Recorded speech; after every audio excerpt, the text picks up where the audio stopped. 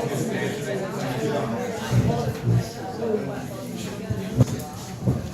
session about genealogy. I would like to make first 2 or 3 announcements.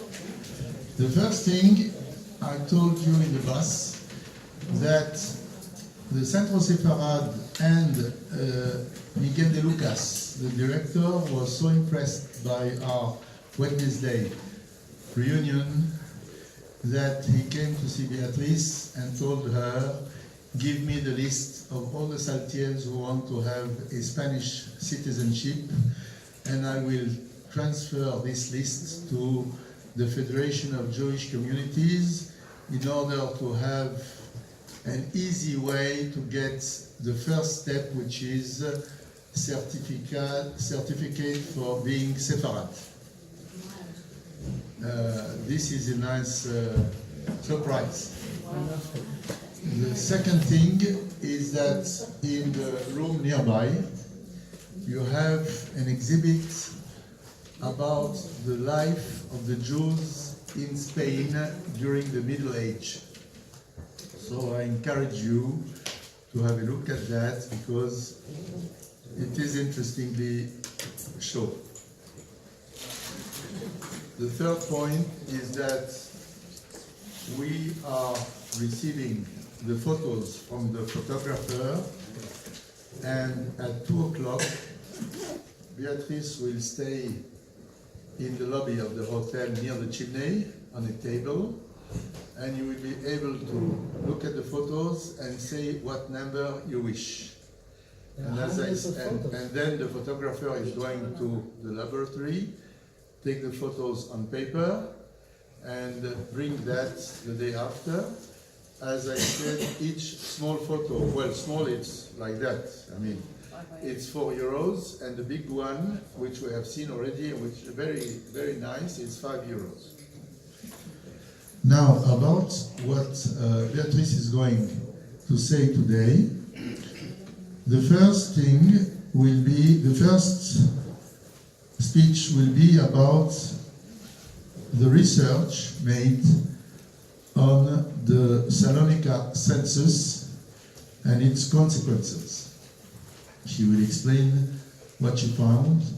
As you remember, in New York, we already spoke about what we found at the YIVO, and this was the starting point. From that point, Beatrice has been working a lot because she's passionate about that. And let me tell you that every evening at 8 p.m. I have to go in her office and say, well, it's time for dinner now. Because otherwise she would continue. And the second part of what she's going to do is a PowerPoint showing who are the Saltiels who were saved by the Council of Athens, Radicales. She did that work with Matilde Morcillo, the last speaker of Wednesday.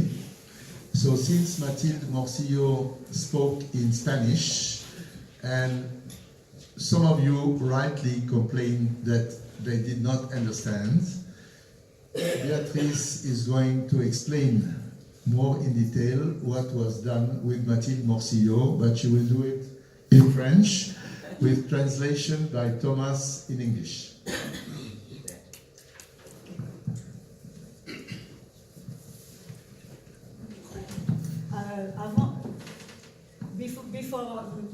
Before beginning, I just tell you that this book, Marguerite, this book was given to Rebecca by a family living in America.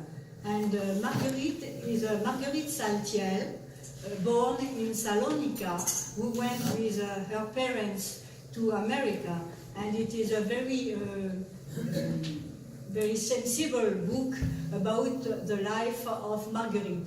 It was not written by Marguerite, but it was written by her daughter. So this is free. If somebody wants the book, it is in English. It is in English. If you want the book, we still have 5 books Well, in 19, I am talking about the research. Je vais vous parler de ce que j'ai trouvé à partir du recensement fait par le rabbinat de Salonique en 1917. Vous savez qu'il y a eu donc l'incendie qui a ravagé tout le quartier juif en 1917. Et le rabbinat a fait juste après un recensement parce que toutes les archives avaient été détruites et tout l'état civil juif avait été détruit. So the starting point of Beatrice's talk will be the census conducted by the rabbinate in Salonika from 1917 to 1941. As you already know, there was a great fire, the Great Fire of Salonika in 1917, which destroyed apparently 32 synagogues plus the civil register. So the rabbinate conducted the census per house, not per person, and found about 400 Saltil families. That particular document was stolen by the Germans, and when the Soviet army arrived in Frankfurt, they took most of it to Moscow. However, by pure fluke, some American soldiers had actually grabbed 4 of the registers of the 32, including the one with the letter S. So we have had that register, and Moshe has. Was it Moshe? No. No, it wasn't Moshe. No. Je vais continuer. Yeah. Okay. Sorry. Donc, il traduit avant que je vous explique en français. Donc,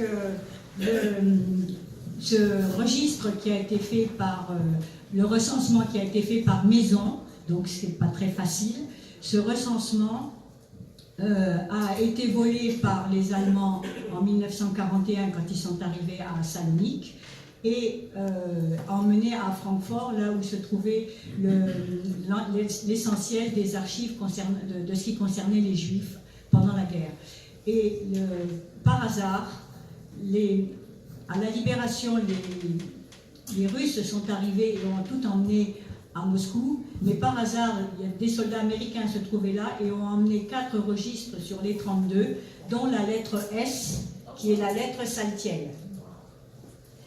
Donc, ce registre a été envoyé au YIVO à New York et nous y sommes allés et nous avons demandé une copie qu'on a fait traduire par Dov Cohen de l'Institut Zvi à Tel Aviv, je crois, ou à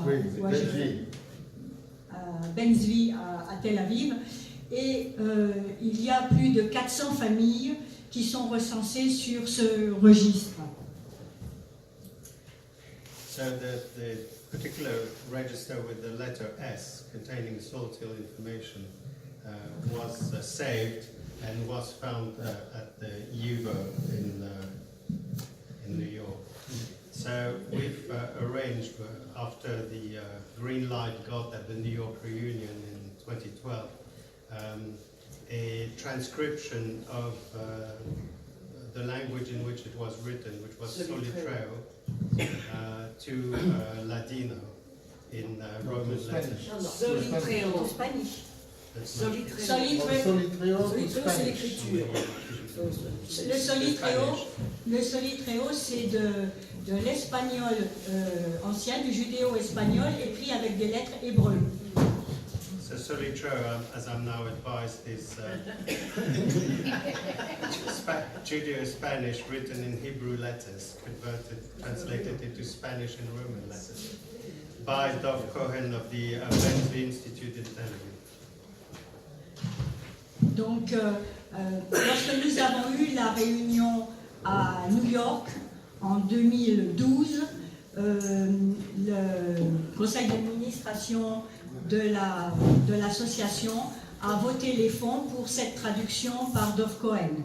Et donc, c'est à partir de cette traduction, donc de ces 400 familles et plus, que j'ai essayé de travailler. Mais simplement, je voudrais vous expliquer comme c'est très difficile de travailler sur ce registre, parce que déjà, le recensement est fait par maison. Ensuite, les femmes non